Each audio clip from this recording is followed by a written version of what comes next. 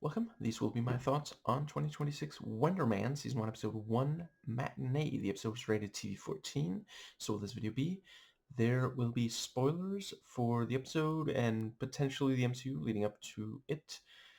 And yeah, I love this episode. I really dig how the MCU is doing things that you could not have imagined them doing just like 6 or 7 years ago. Let's see. I believe WandaVision was about 5 years ago, so has to be more than that. But yeah, like hardly any superpowers here, no action. The threat is established at the end of the episode, but it's this, that part does feel, but other than that, it's very, very different from yeah, what the MCU was doing just 6 years ago. And I think other than that, we're just going to go chronologically. So, yeah, we immediately get a sense of Simon. And yeah, the acting is, of course, fantastic. I'm so glad I get to see so much of Yahya Abdul-Mateen II. Yeah, I mean, this, the Candyman reboot, cool, and the Aquaman stuff he did, yeah, just incredible talent. And these are such different characters from each other as well. And let's see. Yeah, really, really nicely done. Yeah, you can, I had to double check, but yeah, this episode was indeed directed by Destin Daniel Cretton. Also gave the MCU and the rest of us the Shang-Chi movie, Legend of the Ten Rings, and he just really has a sense for this, like, scope. The way that, as soon as Simon leaves, we get this, was it a long take? No, I guess there were cuts in there, but, some of it was a long take, tracking shot, and we're seeing so many different people working on, this set. And I kind of like that the references are to real stuff, American Horror Story, Twilight, Sons of Anarchy, just, yeah. And this thing of, he doesn't get a cart because he's just a day player. And immediately we see what is, at least so far in this episode, his big problem. He's too much in his head. He comes in and, like, at first it's actually going well because he's being charismatic. He knows their work. He praises them. I have heard good things about Sons of Anarchy. I might watch it at some point. And let's see. Trying to figure out who the, let's see, they called her Ashley, I think. Oh wait, was it Lauren? Ah, crap. Yeah, I'm not really, I can't quite place who that the actress playing an actress is supposed to be in Twilight, but watched them not too terribly long ago. I don't know. I think they're way overhated. I really don't think they're bad. Just, yeah, I think a lot of people wanted them to be something they were never going to be, and you know, it's a well-documented fact that mainstream culture absolutely abhors media that is primarily for women and especially teenage girls. I really did not think it was, like, in some ways it was significantly better than a lot of the media being shoveled out for teen boys, and that gets significantly less criticism. But honestly, if you haven't already, Lindsay Ellis's video, let's see, I believe it's called I'm Sorry, Stephanie Meyer, or An Apology to Stephanie Meyer, something like that. It's been a while since I watched it, but that one's really excellent and explores this in further detail. But yeah, Simon, charismatic, charms them, and then he starts going into, and I also love how, yeah, it's already not like that amazing of a, he's like, it sounds like this scene is just going to be a few minutes and then he gets killed, so he's not going to be able, I mean, hypothetically, I guess they could flash back to him. I haven't started watching American Horror Story yet, so I don't know if that show particularly does that, but it sounds, and he's also called a day player, so yeah. And then he starts with the script notes, and I thought they really nailed the way that, I'm not sure it's universal, but there certainly are productions today where they will, like, for a while, they're like really polite to him. They don't like immediately tell him get out. And the the notes are also, it's this wonderful, like, based on what we hear about this scene, does not sound like anybody's gonna care. Anybody other than Simon cares in the slightest about what he's talking about, including the director. And even the writer's like, I don't know, I mean, I didn't really see it that way. And let's see, but yeah, he's talking about like, oh, she got tenure before my character. Her character got tenure before my character, so there's some resentment. I don't let her get that close. We already lit the scene. Oh, we can relight it. Gaffer, I know you're trying to be helpful. When the director says no, that means no, though, and just, yeah. I don't know, maybe I'm reading too much into it. Have been known to do that in the past. Felt a little bit like there was maybe some gender dynamics at play there, like the female director, the not necessarily so much Simon, but the fact that the gaffer is like, oh, Simon's right, when I'm not the biggest fan of hierarchical power systems, but there are times where it is necessary, and it's not like they're doing something that's super important. Like, the big problem with hierarchical power systems is when you have someone, who perhaps does not have a high enough status, who says the truth, and it's something that could save people, and then the person above says no. That is something that happened. That's, before 9/11, there were people who could tell, hey, there's, something weird here. You've got these, these people who want to learn how to fly in the air, but they don't want to learn how to take off or land. We should look into that. And, someone else was like, no, I don't want to. And, yeah. Let's see. Not to mention all the white cishet male far-right domestic terrorists. And I try to use the term domestic terrorist when it's accurate rather than just a way to justify extrajudicial murder in broad daylight on camera. But let's see. Worth noting, far-right domestic terrorism in America, you're more likely to be a victim of that than, Muslim extremism. And a lot of the Muslim immigrants, at least here to Denmark, that I've met, first generation, multiple generations, they are some of the nicest people that I've ever met. Moving on. The, yeah, and the thing about the, let's see. Yeah, I thought they played it just right. How the director is just, at first she's like, okay, sure, I guess. And I think, she diplomatically says, let's try it both ways. That's our way of saying, we're probably not going to do your idea, but I mean, I guess we can make time to do another take and do it your way. And I don't know, I don't really want to argue with, someone right now. So, but he keeps pushing and is like, well, I'm putting away books. It's implied in the script that I'm putting away books.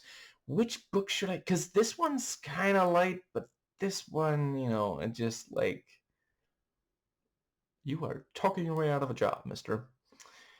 and yeah, eventually, and yeah, he suggests, maybe we should get the writer in here, and then they call the right, yeah, they even said it, call Ryan, so Ryan Murphy, and yeah, he has fired, and I don't know if that's supposed to be what Ryan Murphy said, or it's just that they needed an excuse. They had to double check with Ryan before firing Simon, but this thing of like, oh, your story is starting to be like a early arc for Ashley. Is like, really? This tiny little role is gonna infringe on that, but yeah, they needed some excuse, and then they're like, that is a wrap for Simon Williams, and they applaud. Sometimes it's not the worst thing if you just fired kind of quietly. He's literally not in one single shot, and it's a wrap on him already. Let's see, and yeah, because he gets home early, he sees his partner moving out, and we have this thing that does happen in the real world. Sometimes she seemed to have one problem and told him, and then it turns out it was actually something else that was going on, and she wasn't quite ready to admit that to herself. And that's not like a woman thing. That's just, when you're in a romantic relationship, sometimes that happens. I've seen men do that, and let's see. I think that does bring us to the so yeah, he goes to a matinee, and yeah, Travis Slattery, still really, really love his character, and I did really like this thing of like, oh, don't worry, love, I never talk during the movie. And then the movie starts, and so he tells Simon to be quiet. That's genuinely a funny kind of yeah. I'm also really loving so far how it's not trying to be like the funniest thing ever, but you've got in-jokes, references, and just these small little, like WandaVision, you know, made me laugh out loud. And She-Hulk definitely had moments. I'd definitely watch more of that if they do make it. And right, that's another more recent video recommendation. I think it was Nando. I forget if it was Nando Cut or Nando V Movies, but one of his channels did a video talking about Tatiana Maslany, whether or not she's still playing She-Hulk. Yeah, I think right, and I have to admit, I know I should. I'd like to at some point. I have not watched Midnight Cowboy, but I do understand it is appropriate for what the two of them. Right, I just realized. Okay, obviously I gotta talk about. So yeah, at the very opening we see the original Wonder Man, and it's just such cheese. It is very like, I believe they're going for it's crap, I forget if they said the year, but it looks like they're going for like 70s cheese. I've seen a little bit of like Incredible Hulk that's similar, and perhaps Superman. Christopher Reeve's Superman, and let's see. And to be clear, I know his name is Reeve, not Reeves. Oh wait, crap! Is it the other way around? Anyway, I was gonna say that I'm saying the Superman of Christopher Reeve, hence Christopher Reeve's Superman, but I possibly just messed that up. Anyway, I remember seeing someone get annoyed that some people got it wrong. It's because there's another Superman actor who has the other name. Moving on. Yeah, it's wonderfully cheesy, and the way that Child Simon or Teen Simon is loving it, and so is his father, and it's a bonding moment. So it's important for, and that is something that actually happens. There are people who said, "Oh, I wanted to play this." wasn't it Andrew Garfield who said he wanted to play Spider-Man since he was a child? He loved the character growing up. So that's yeah, and yeah, the way that they take so they're the start. We hear the line about the whole monologue. I've been to the void, and then near the end of the episode, Simon gives that say monologue in the audition, and now they're doing the modern day superhero version. And I'm not using that as like negative, just descriptive. Yeah, it is this more serious take on the character. It's not quite as broad. So yeah, fits within the MCU, a lot of the MCU anyway. And yeah, really loved that there is, I mean, I suppose by the end of the episode it's slightly questionable if it is real bonding or not, but yeah, Trevor and Simon are actually a match. They talk about like the let's see, there's some trivia being shared about Midnight Cowboy. I believe it might be accurate. I feel like I've heard that anecdote before, but I forget if it is like some of these stories turn out to just be something someone made up because it sounds good, but yeah, it genuinely is kind of unreal thing. Hoffman off The Graduate and being like, I don't know if he's really. Holy crap! That movie I have watched multiple times. Absolutely amazing. Yeah, I think that does bring us to the so yeah, and there's so what was the audition? I'm not desperate and I'm not a weirdo. You sure about that? And yeah, so he bursts into Janelle's office, and yeah,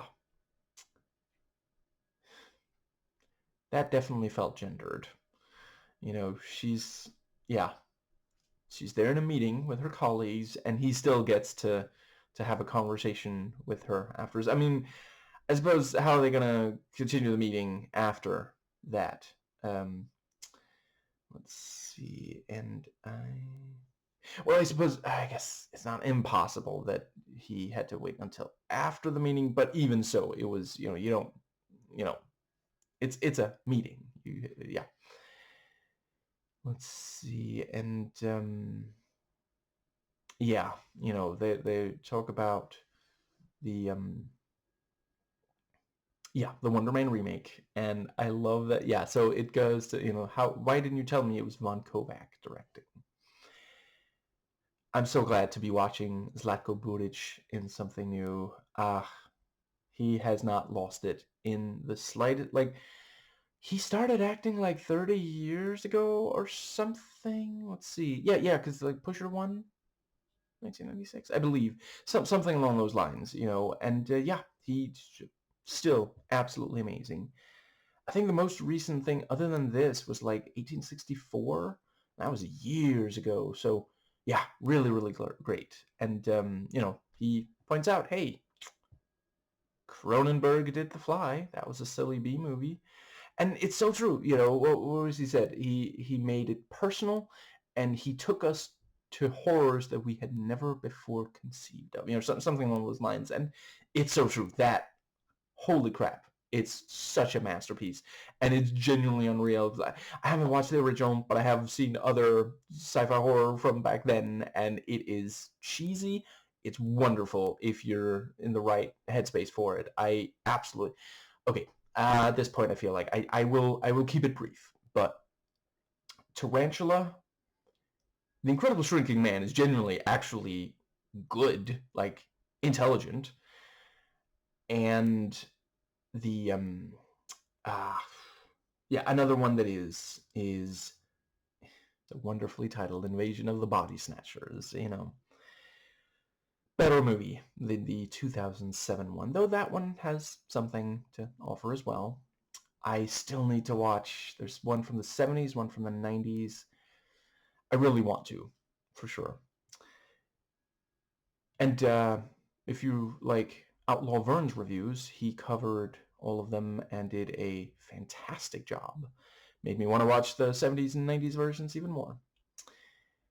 I think that is right. They still haven't made one since 2007. I definitely think they could make something really compelling. I believe they haven't made. My wrist is too sore to check right now, but there's definitely some. I mean, I don't know. Maybe we're a little too close to COVID for something that is certainly the 2007 one played it as a virus. But moving on, yeah, I love that. Then the camera pulls out from this video of Kovac, and then we see Simon, and he's reciting it, or he's mouthing the words. So he's watched it and memorized it and showing to Janelle. Just yeah, he's not really helping things. He's being odd again and overly. He's still too in his head about this stuff. And yeah, she says, hey, it's the last day, there's no way you're going to get an audition here. And then she leaves. Right. I also really like the stuff about, the talking about what to have for lunch. And holy crap, talk about your first world problem. How am I supposed to eat lunch? How am I supposed to plan lunch, right after breakfast? I don't know what I'm going to be hungry for. Wow. Like, there literally are people starving. There is starvation in the Gaza Strip because the IDF really badly want the Palestinians to suffer in addition to die. They've been killing them for a while now. And to be clear, I'm anti-Zionist, not anti-Semitic. Not all Jewish people are Zionist. And a number of Zionists aren't Jewish. They are hoping that in, let's see if I can get the details right. They believe that Jerusalem has to be under Jewish control for Jesus to return, at which point Jesus will kill all the Jews. So they are not exactly friends to Jewish people, and they also spread anti-Semitic, conspiracies and use dog whistles and such. So it is not being against the genocide does not mean you hate Jewish people. I love Jewish people. I know that a number of Zionists can be reached, and yeah, I believe I made my point. I'm gonna move on to the yeah, and Simon, that works as an icebreaker. He's like, oh, this is what you should have for lunch. Like, it's not necessarily going to work if you're not, but the situation allows for it, the context, because he is meeting them so that they can do the scene. They're working together. It's their first, the first time they, really interact. They all know, it's not like he walked in off the street or something. He won the audition. And right, that is also like, holy crap, he was such a problem for them that they apparently just cut the character, which, like, yeah, that is that stings. Which also, it's too late for them to, they have a schedule to keep to. They, they don't have time to go through more auditions for this thing, so I don't know. I can imagine they probably brought in the second best audition, or yeah, maybe they rewrote so that the character, Ashley, is gonna attack someone else.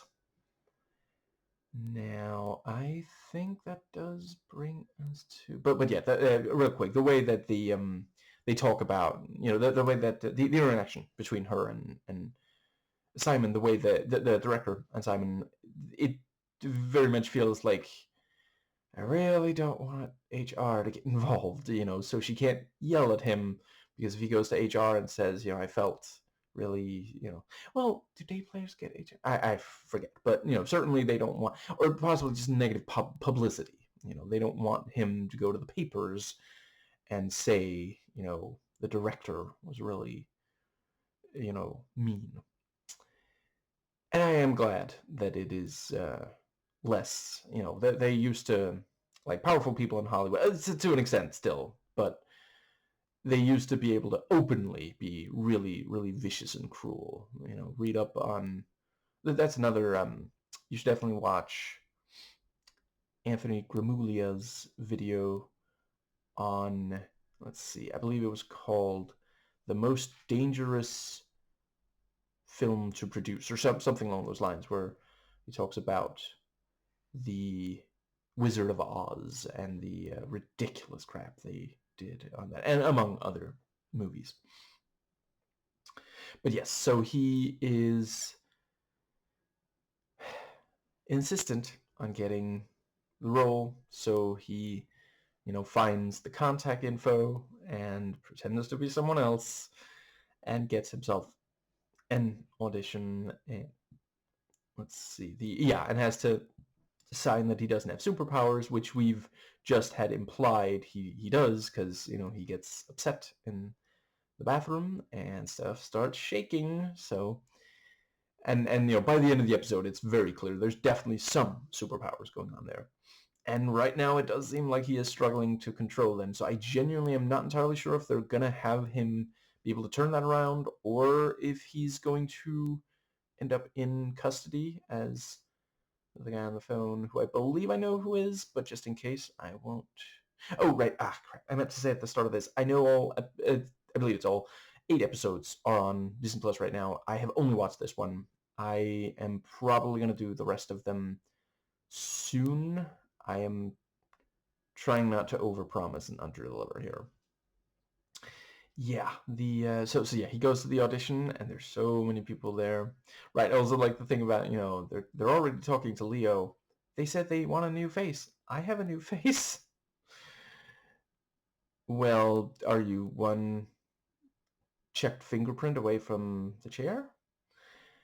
And I think that's a reference. I'm not trying to make light of the death penalty here, especially considering it's about a black male character. Gotta be more careful about that. But yeah, and Trevor does an amazing job. And the thing about, where have I seen him before? I think he used to be a terrorist. And oh right, I also like him saying, I'm not part of Pizzagate or the Illuminati. I didn't have my hands replaced with baby hands. Yeah, I think that brings us to the part with the... So yeah, Trevor recognizes Simon, who perhaps did not really think through that he might run into him there. And because he specifically said it's still coming up, this audition that and I think that brings us to, and so he has him, he asked him to go into the bathroom with him. And I did really like that is genuinely like two different approaches to, like, essentially they have different processes to get to the and it is something that actual real actors will discuss. Should you dive really deep in and like make a backstory and all this kind of stuff, or should you try to just be present? And let's see, and at first Simon thinks, oh, you're just trying to mess with me. You think I have a chance to win this audition, and you're like, for all Simon knows, Trevor may have done this with each of the other actors. He was only there briefly for, right. I like the thing, can I keep this pen? I guess so. And but yeah, and there's the thing about, I don't have trouble memorizing, which is good because Trevor keeps his script.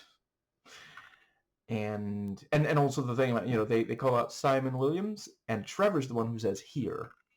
So he really is, he does seem to want this to work for Simon. And also this thing of like, well, I watched it as a kid. I'm struggling to find a way to play this character that feels right.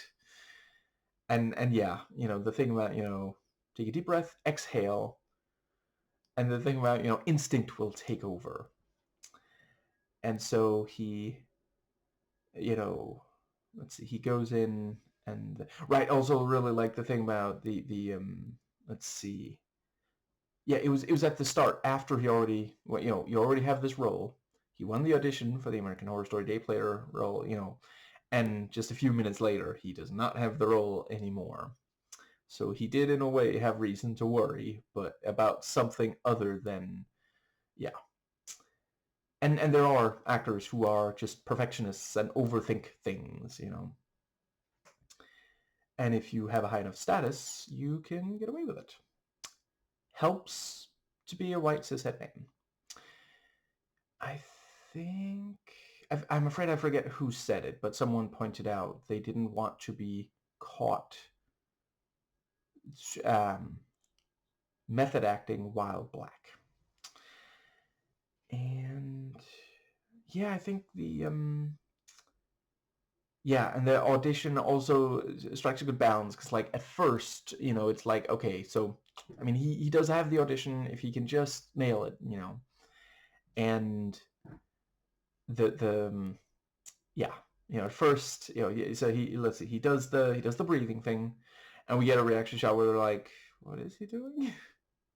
But at the same time, like, if he might still pull it around, pull it off, pull it out, something like that, pull it.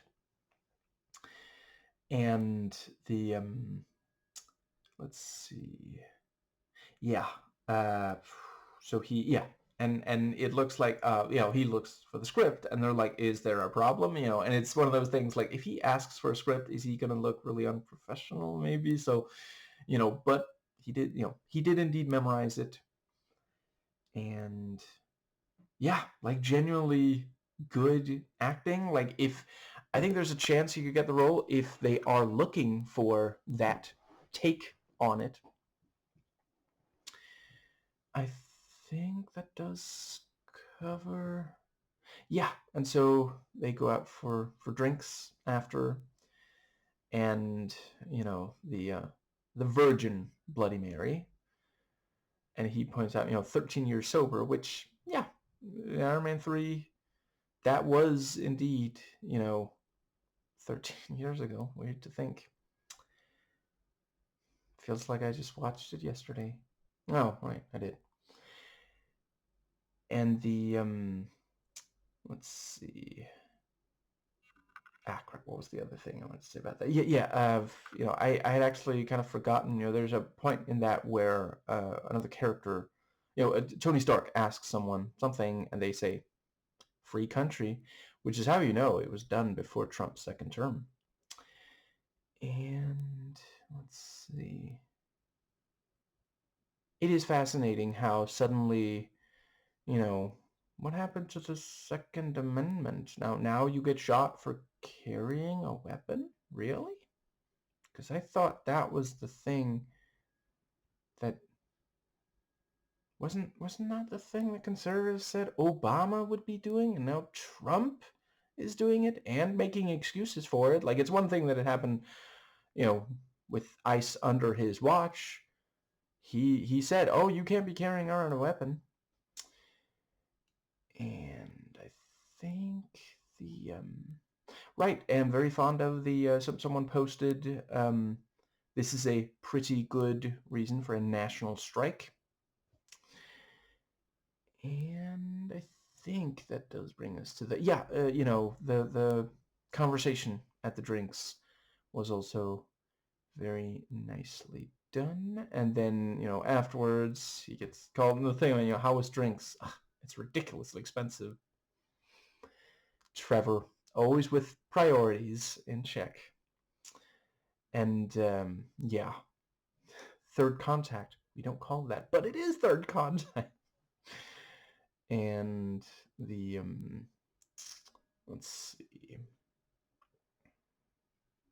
And that is also, I really appreciate that, so this is the fourth time that we see Trevor Slattery, in something, counting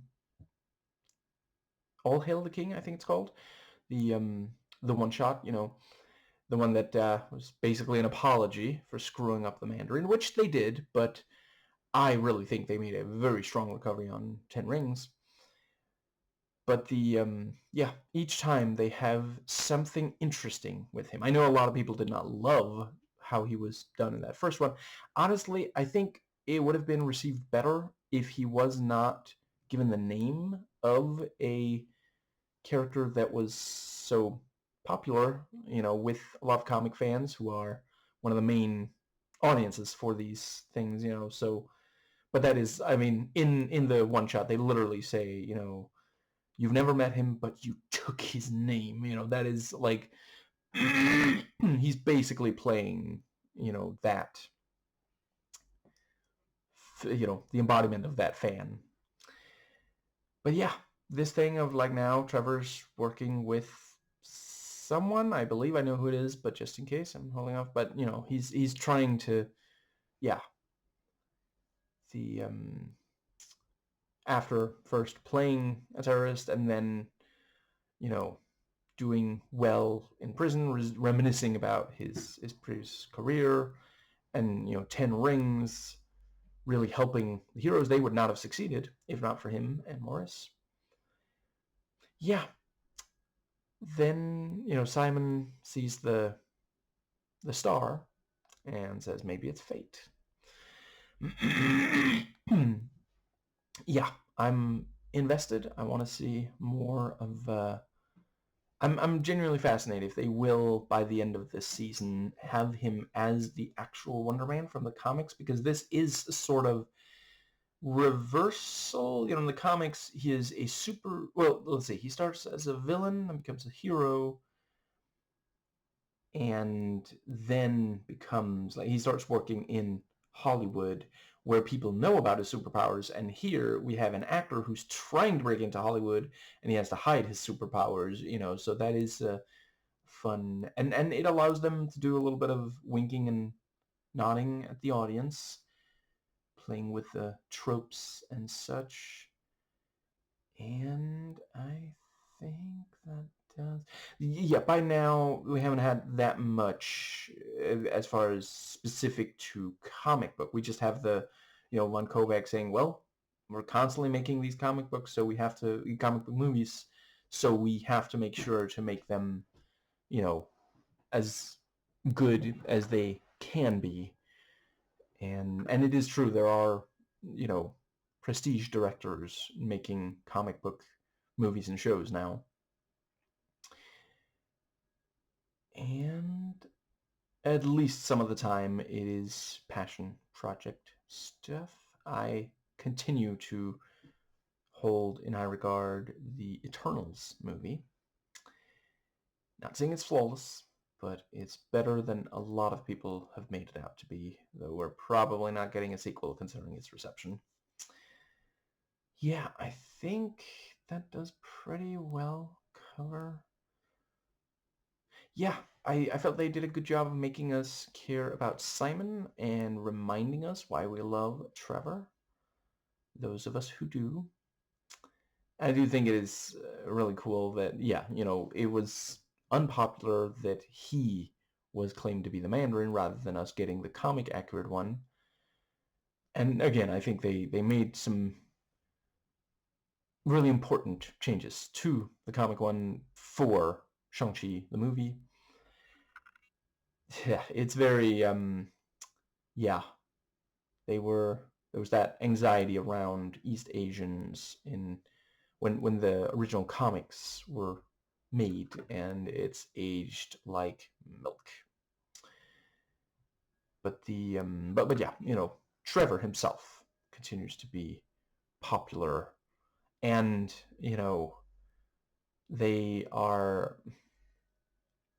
as far as I understand, the actor also, like, well, let's see, was that back when they did contracts? I forget, because I know they eventually stopped doing the multi-picture contracts and just said, hey, if you want to do more than one, we can maybe work something out if it goes well. But I don't know, he certainly doesn't feel like he's phoning it in. And that's also someone I'm really thrilled is still working. Like that's again, like goes back decades. Yeah, I think that covers this entire episode. And the let's see.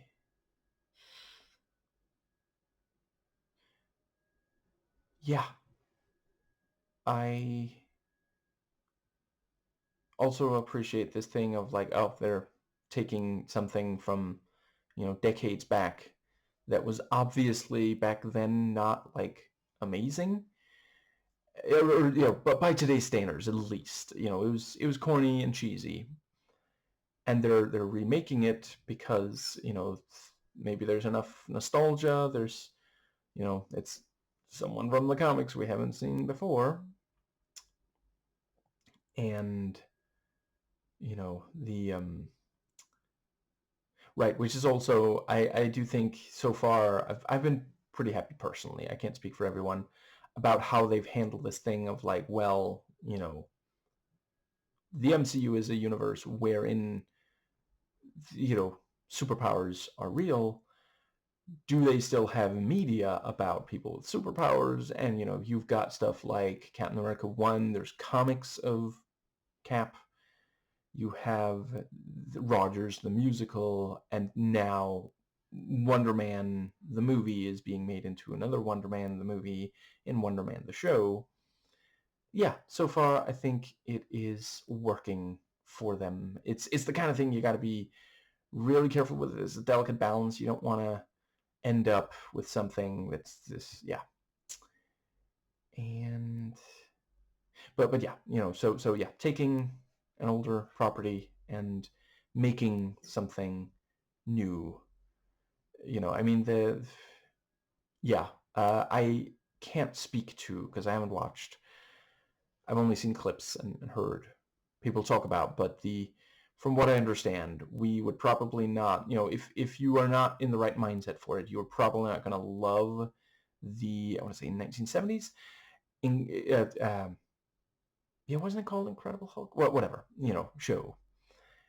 And yeah, today people might not think that's like amazing, and yet there's some elements of that in, for example, the Edward Norton Incredible Hulk, where maybe it's less you wouldn't like me when I'm angry, but more you wouldn't like when Ed Norton rewrites the script.